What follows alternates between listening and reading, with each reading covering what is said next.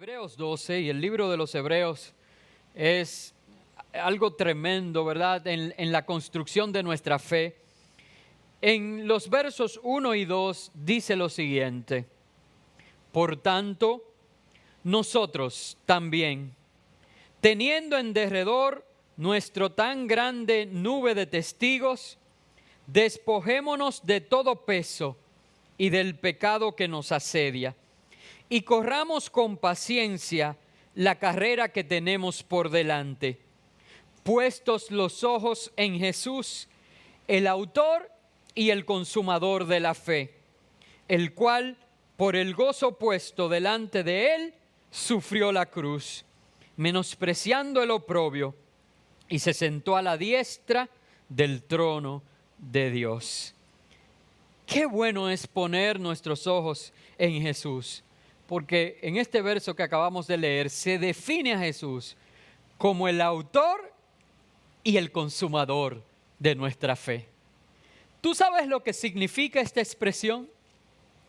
Esta expresión significa que la fe que tú y yo tenemos, la fe que sustenta nuestra vida, la fe que nos sostiene en momentos de dificultad, fue idea de Dios, por eso Él es el autor, pero también fue gracias a la ejecución de Jesús en la cruz que tú y yo podemos cimentar nuestra fe. Él es el autor y Él es el consumador de nuestra fe. Por tanto, no hay un mejor fundamento en el que tú y yo podamos construir la nueva vida. Y creo que estás de acuerdo conmigo en esto. Allí donde estás, respóndeme, dime amén, en que necesitamos nosotros cambiar nuestra vida, en que necesitamos nosotros salir de este proceso cambiados y construir sobre el fundamento que es Cristo. ¿Es así?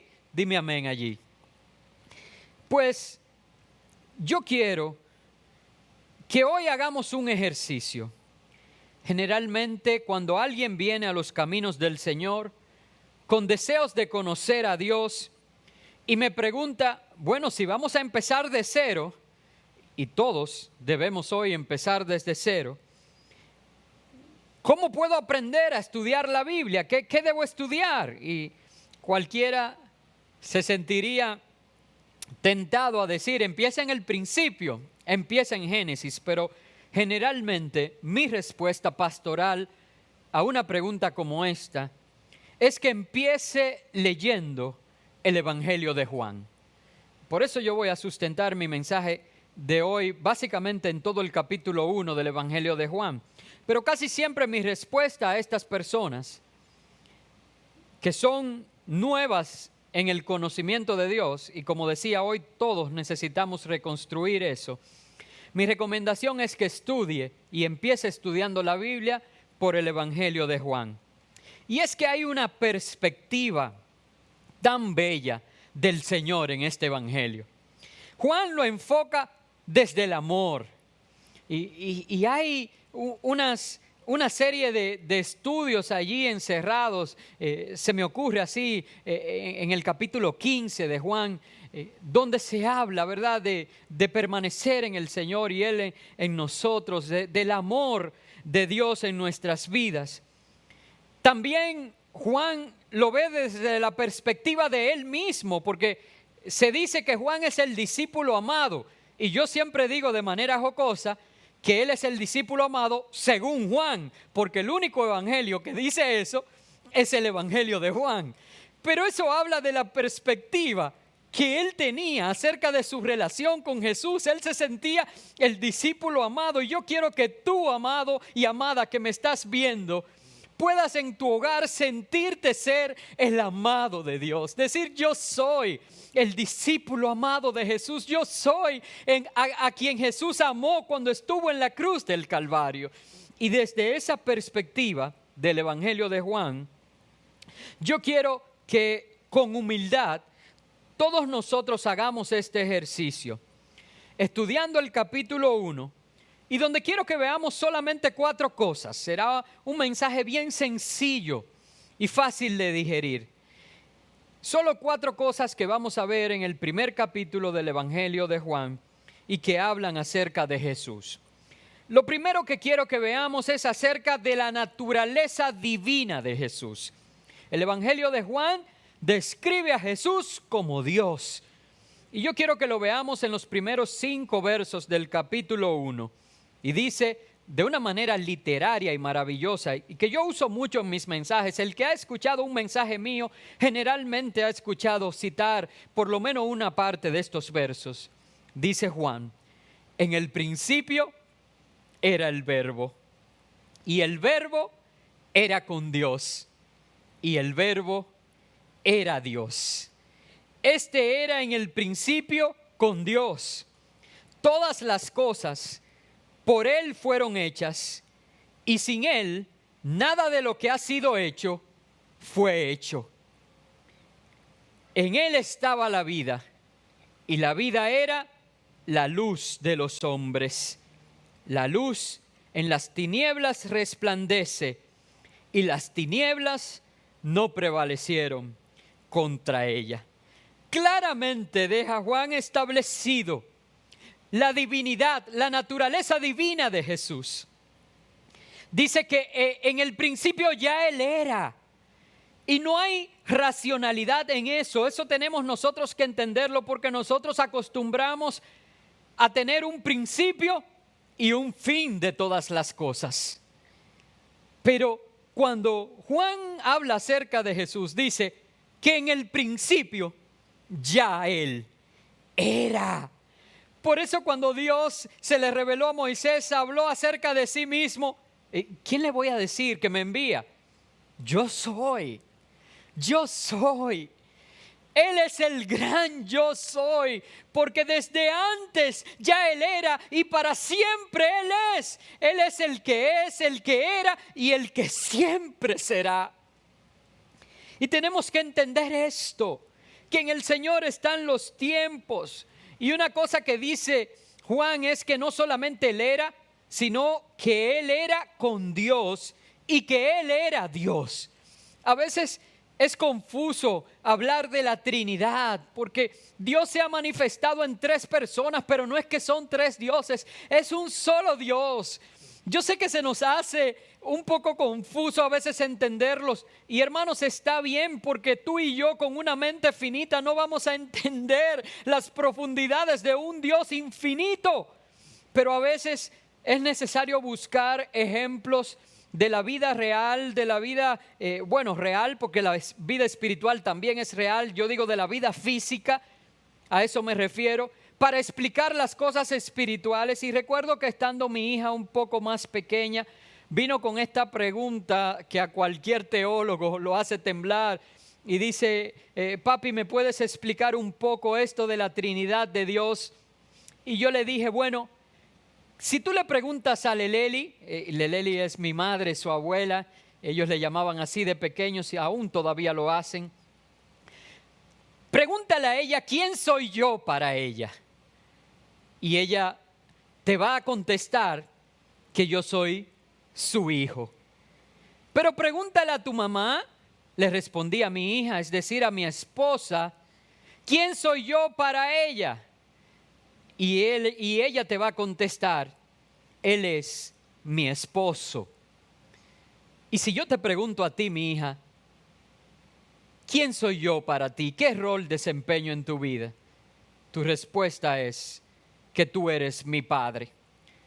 Así que de igual manera, yo soy hijo, yo soy esposo y yo soy padre.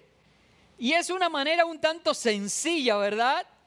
Y quizás muy ligera de hablar acerca de la Trinidad, pero de igual manera el Padre es Dios, el Hijo es Dios y el Espíritu Santo es Dios en nuestra vida. Y cada uno opera en nosotros conforme lo necesitemos.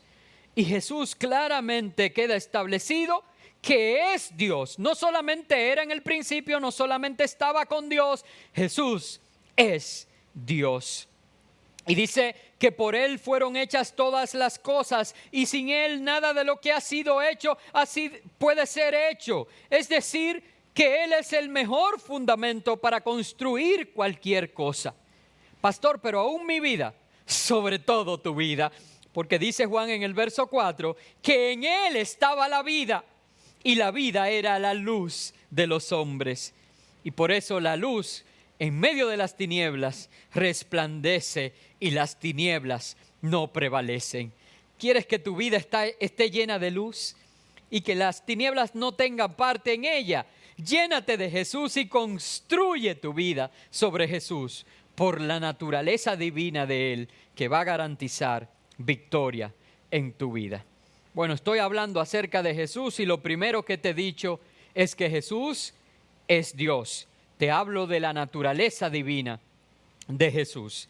En segundo lugar, quiero hablar, y van a ver cómo vamos a construir todo esto en el capítulo 1, que cuando tú lo lees completo, pareciera que algunas partes están desorganizadas. Y yo quiero hoy estructurarlas de una manera en que se presente con más claridad a tu vida. Y lo segundo que quiero hacer es que hablemos acerca de la naturaleza humana de Jesús, que describen los versos de este capítulo 1 del Evangelio de Juan. Y para esto voy a saltar a los versos 9 al 11, al verso 14 y al verso 18. Entonces lo que vamos a hacer, leímos ya los versos 1 al 5, no se preocupen que los vamos a leer todo, solo que vamos a cambiar un poquito el esquema. Y ahora vamos a leer los versos del 9 al 11, luego el 14 y luego el 18. Y dicen los versos 9 al 11, aquella luz, ¿vieron cómo coincide? Terminamos hablando de la luz que resplandece y que las tinieblas no prevalecen. Aquella luz verdadera que alumbra a todo hombre, venía a este mundo. Es decir, Dios venía a su creación. En el mundo estaba y el mundo por Él fue hecho. Lo leímos en los primeros versos. Todo lo que ha sido hecho, por Él fue hecho. Pero el mundo no le conoció. A lo suyo vino y los suyos no le recibieron. Hermanos, y esto está tremendo, porque nos está dando la noticia de que el creador de todo, el que era desde el principio, el que era Él mismo en sí la vida, decidió venir al mundo. El creador vino a lo creado a fin de conquistar para ti y para mí salvación. Él dejó su lugar en los cielos y se entregó por amor a ti. ¿Ven cómo podemos ver el amor tan grande que Jesús tiene acerca de nosotros? Pero una cosa dice, que el mundo no le conoció. Y esta expresión que se usa mucho, pero a veces he visto predicadores que mal utilizan lo que aquí dice a lo suyo vino y los suyos no le recibieron. Entiendan algo, Él es el dueño del mundo, porque Él fue quien hizo al mundo. Cuando Él decide venir al mundo, ¿a dónde llegó Él?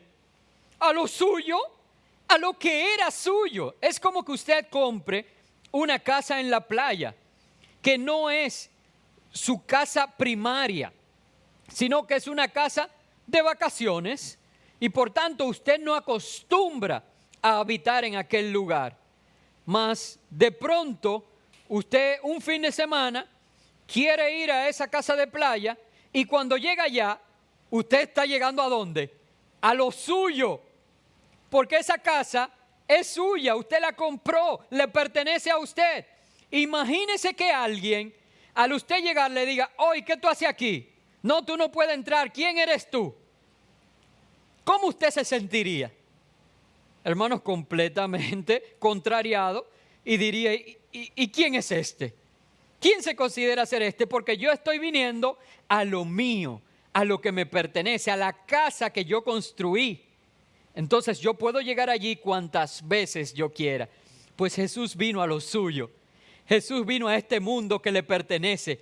Pueblo suyo somos y ovejas de su prado. Porque Él nos hizo y no nosotros a nosotros mismos. Él vino a lo suyo, pero ¿qué pasó? Que los suyos no le recibieron. ¡Qué tristeza, hermano! Que fue rechazado el dueño del mundo cuando se hizo semejante a uno de nosotros por amor a ti y amor a mí, pero muchos no le conocieron. y muchos no le recibieron. Wow, ahí el panorama cambia, hay un dejo de tristeza al conocer que ese amor tan grande expresado por Jesús, nosotros no supimos identificarlo. Pero vamos a seguir viendo lo que este texto enseña de la naturaleza humana de Jesús, porque se va poniendo mejor con cada texto que leemos. El verso 14 dice, y aquel verbo fue hecho carne, aquel que era, que es y que siempre será, aquel que es espíritu, se hizo carne y habitó entre nosotros, pero como Dios, como un espíritu, no, como uno de nosotros. Llegó a este mundo como un bebé, con todas las debilidades que eso encierra, en un pesebre, sin nada material. Se hizo vulnerable, necesitaba que le fuera ser alimentado, necesitaba ser amamantado, necesitaba ser cuidado. ¡Wow! ¡Qué tremendo! Por amor a ti y por amor a mí. Sigamos leyendo. Habitó entre nosotros y vimos su gloria, gloria como del unigénito del Padre, lleno de gracia y verdad. Y aquí está lo que yo hablaba de Juan, la pasión con la que Juan habla de estas cosas, el amor en el corazón que lo expresa así. Vino y se hizo vulnerable como tú y como yo, pero al verlo se podía ver la gloria de Dios. Al verlo podíamos ver que era alguien especial, que era el unigénito Hijo de Dios. Y podíamos ver la gracia de Dios y la verdad de Dios en su vida. Hermanos, ¿cuántos de nosotros estamos siendo un reflejo de la gracia de Dios? ¿Cuántos de nosotros estamos mostrando que somos hijos de Dios y que la verdad de Dios está en nosotros?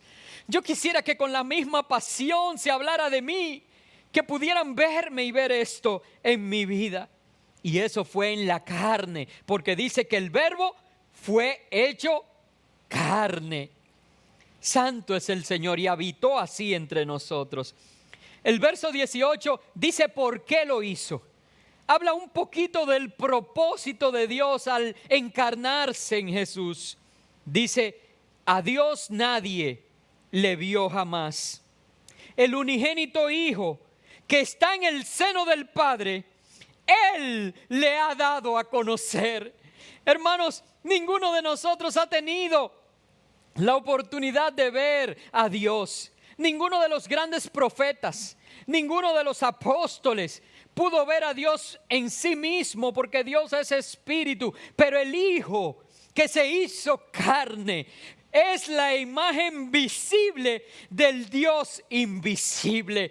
Al encarnarse, lo que Dios permitió es que tú y yo pudiéramos ver visiblemente, ¿verdad? Poderlo ver físicamente a un Dios tan grande y poderoso que Juan dice lleno de gracia y de verdad. Y un gran misterio, hermanos, que realmente es un tema muy profundo y que habría que detallar en tiempos de estudios muy extensos. Colosenses 2:9 dice que ahí en ese cuerpo donde fue encarnado, que ya yo dije que fue como cualquiera de nosotros, un bebé, fue creciendo, fue niño, fue adolescente y fue luego un joven que ya con 30 años inició un ministerio maravilloso que transformó el mundo, que dividió la historia en dos, en antes y después de Cristo. Dice Colosenses 2:9 que en ese cuerpo, porque en él habita corporalmente toda la plenitud de la deidad. Porque en él, es decir, en Jesucristo, habita corporalmente toda la plenitud de la deidad. Quiere decir que ese Dios infinito, ese Dios maravilloso, ese Dios grande, que nuestros niños cantan, ¿verdad? Tan grande que no puedo ir arriba de Él, tan ancho que no puedo estar fuera de Él, ¿verdad? Tan profundo que no puedo ir debajo de Él. Ese Dios tan grande habitaba completamente, plenamente en Jesucristo. Alabado sea el Señor. Por eso te presento a Jesús, porque en Jesús habita plenamente toda la deidad. Es decir, Dios está completamente en Cristo y Cristo está en cada uno de nosotros. Entonces, creo que ha quedado claro estos primeros dos puntos. Número uno, la naturaleza divina de Jesús. Jesús es Dios. Y número dos, la naturaleza humana de Jesús. Se describe aquí en estos versos del Evangelio de Juan. Y es decir, que Jesús fue hombre completamente y desde su condición de hombre, ¿verdad?, vivió una vida de santidad y se veía en él la gracia y la verdad como de unigénito Hijo de Dios. En tercer lugar, quiero hablar un poco en estos textos, en alguno de esos versos, lo que significa todo esto para ti. Muy bien, Jesús es Dios, muy bien, Jesús vivió como hombre y agradó a Dios y entregó su vida sobre todo por ti y por mí, pero ¿qué significa esto para nosotros? Vamos a leer entonces los versos 12 y 13 y luego leamos los versos 16 y 17. En los versos 12 y 13 dice: mas a todos los que le recibieron, y recuerden que cuando hablamos de la naturaleza humana, vayan siguiendo el hilo de todo lo que voy con ustedes compartiendo, dijimos que Dios vino al mundo, ¿verdad? A lo suyo vino, pero los suyos no le conocieron y no le recibieron. Aquí entonces dice, la importancia de esto para nosotros es que más a todos los que le recibieron, a los que creen, y fíjense cómo está este verbo conjugado aquí, que no dice a los que creyeron, porque entonces supondría que solamente los que en ese momento o en el pasado tuvieron esa oportunidad reciben este beneficio. No, dice, mas a todos los que le recibieron, a los que creen. O sea que tú y yo todavía hoy tenemos oportunidad de creer. A los que creen en su nombre, les dio potestad de ser hechos hijos de Dios. La gracia de Dios estaba en él. La verdad de Dios estaba en él. Él era un reflejo, era como el unigénito, dice Juan.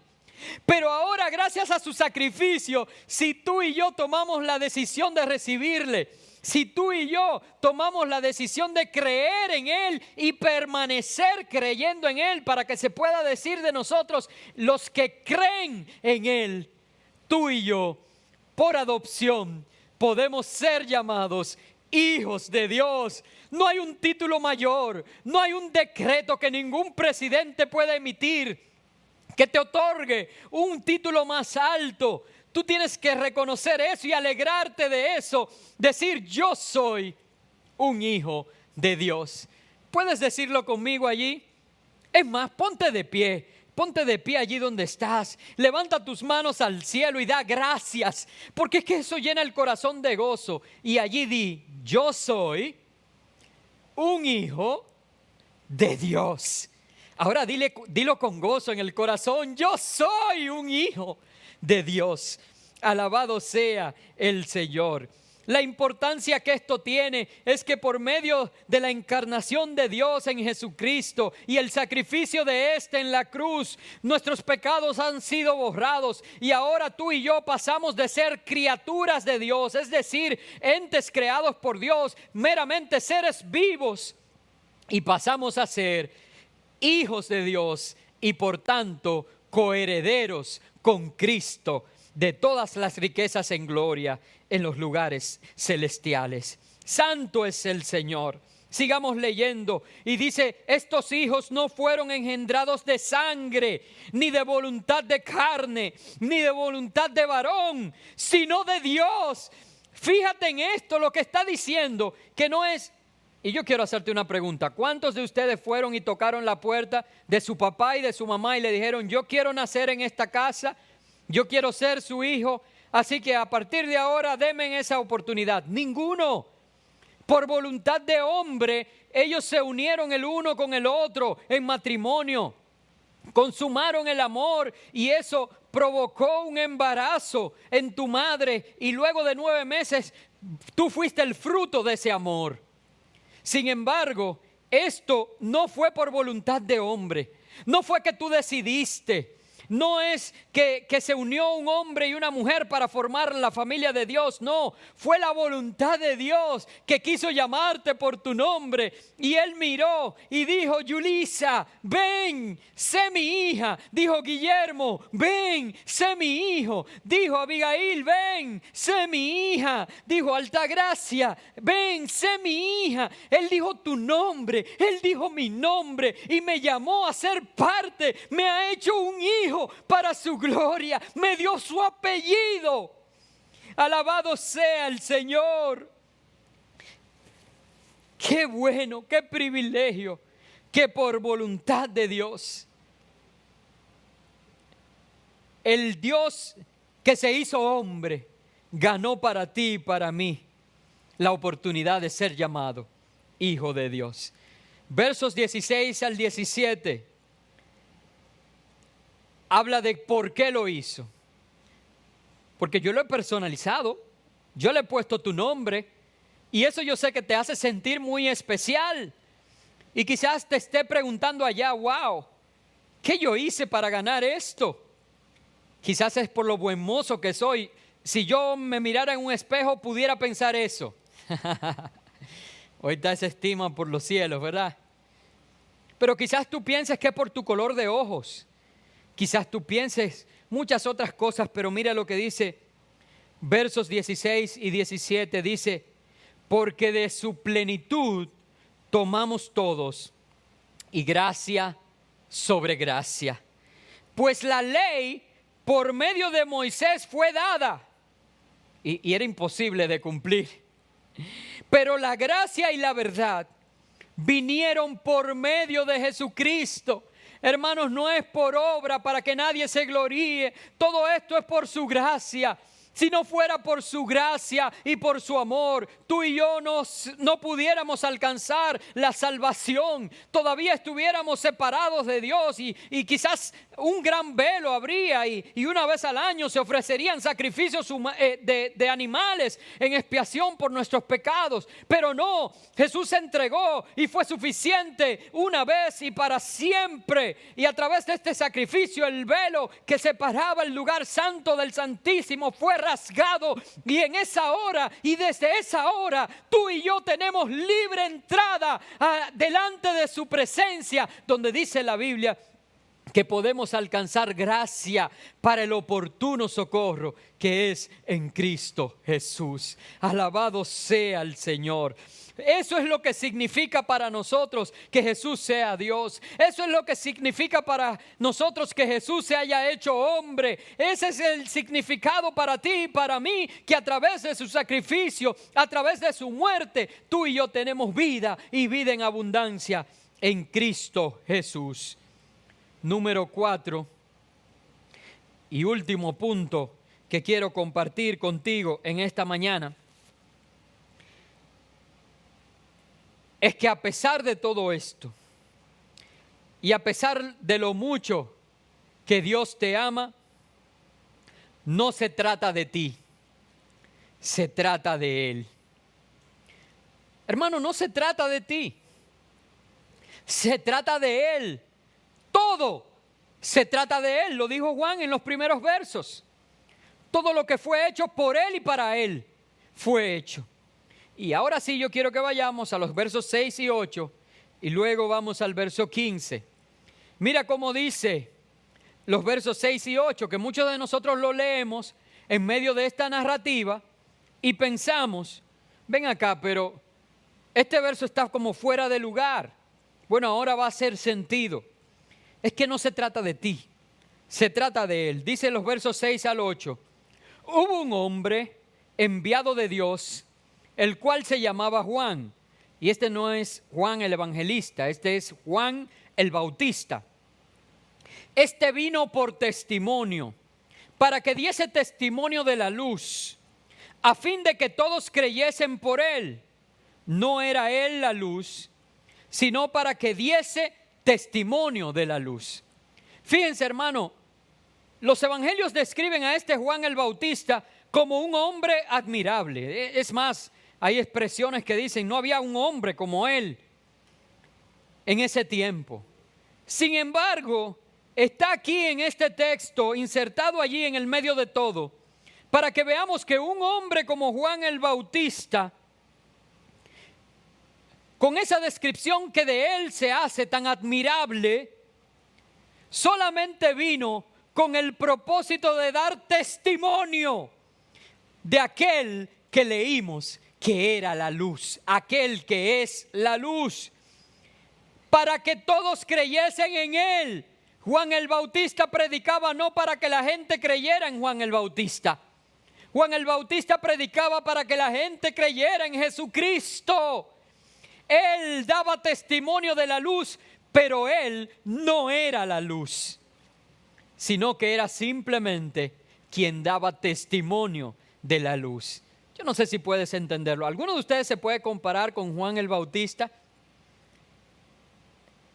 Y saben, él entendió que no se trata de él, se trata de Jesús. El verso 15 lo dice más claramente. Era como si ya Juan no podía contenerse dentro de sí. Leamos el verso 15. Dice, Juan dio testimonio de él y clamó diciendo, este es de quien yo decía, el que viene después de mí es antes de mí, porque era primero que yo. La predicación que he compartido con ustedes, decía Juan, se trata de aquel que era, de aquel que es y de aquel que siempre será. La predicación que había compartido con ustedes se trata de aquel que es antes que yo, que es primero que yo. No se trata de mí, se trata de él. Y saben, esto provocó reacciones. Y Juan mantenía su discurso porque era una convicción en su corazón. Él sabía cuál era su propósito. Cuando todos se cuestionaban acerca de Juan el Bautista y le decían, pero ven acá, ¿tú eres el Mesías? No lo soy, le decía él claramente. ¿Y quién eres? ¿Eres profeta? Es más, viendo el Espíritu de Dios como obra en ti, ¿eres tú Elías? Y él respondía de la siguiente manera, verso 23. Dijo, se enfocan tanto en mí, quieren saber tanto de mí, y eso no importa. Verso 23 dice, yo soy la voz de uno que clama en el desierto, enderezad el camino del Señor, como dijo el profeta Isaías. Juan claramente decía, mi trabajo, mi propósito es simplemente preparar el camino del Señor. Tú y yo tenemos que tener esa convicción de que no se trata de nosotros, de que nuestro enfoque no debe estar en que Dios nos dé lo que pidamos, que tu enfoque no debe estar en que Dios supla todo lo que se nos antoja. Aunque Dios es bueno y nos da en Él todas las cosas, nuestro enfoque tiene que estar en preparar el camino del Señor que vuelve, en preparar el camino del Señor que ha prometido volver, en preparar el camino del Señor que es fiel para cumplir lo que ha prometido. Nuestro enfoque tiene que estar en llevar a otros a enderezar sus sendas para preparar el camino del Señor. En el verso 29 dice, el siguiente día vio Juan a Jesús que venía a él y dijo, he aquí el Cordero de Dios que quita el pecado del mundo. Lo que Juan hacía era llevar las multitudes a mirar los ojos y a voltear la mirada hacia Jesús. Yo sé que muchos de ustedes hoy son impactados quizás por las palabras que por estos medios yo puedo compartir con cada uno de ustedes. Pero tengo que reconocer y decirle que si algo ustedes pueden ver en mí, si algo digno, si algo de valor, es la gracia de Jesucristo en mi vida. Gracia inmerecida por demás. Por eso yo ahora quiero decirte y presentarte a Jesús. Él es el Cordero de Dios que quita el pecado del mundo. Él es el cimiento donde podemos construir, nuestra vida. Él es el fundamento sobre el cual tú y yo estamos seguros. Él es en quien nosotros debemos depositar toda nuestra confianza, porque no se trata de nosotros, se trata de Él, y Él no cambia. En Él no hay mudanza ni sombra de variación. Él no es hombre para mentir, ni hijo de hombre para arrepentirse. Él es un Dios fiel que cumple sus promesas y que guarda sus palabras. Yo quiero resumir toda la conversación de la palabra que hoy hemos tenido. Esta dinámica de estudio de la palabra que hemos hecho con estos versos del primer capítulo del Evangelio de Juan. Y lo quiero resumir en una frase que quiero que se quede guardada en tu corazón. Y esta frase es la siguiente. Yo no sé si tú pudieras cerrar tus ojos donde estás y recibir esto como la palabra de Dios para ti. Yo quisiera que a partir de hoy, esta frase que voy a compartir contigo, tú la pudieras abrazar y aplicarla en tu vida. La frase es la siguiente. El fundamento de mi vida es Cristo, quien siendo Dios mismo, se hizo hombre. Por su gracia, pagó el precio de mis pecados, haciéndome hijo de Dios. Y ahora yo doy testimonio a fin de que todos crean por medio de Él. Eso lo resume todo. Por eso te presenté a Jesús hoy. Quiero leerlo de nuevo, para los que toman nota y para que puedas atesorarlo en tu corazón. El fundamento de mi vida es Cristo, quien siendo Dios mismo, se hizo hombre. Por su gracia, pagó el precio de mis pecados, haciéndome hijo de Dios. Y ahora doy testimonio a fin de que todos crean por medio de Él que me amó. Aplica esto en tu vida. Dios te bendiga, amada iglesia.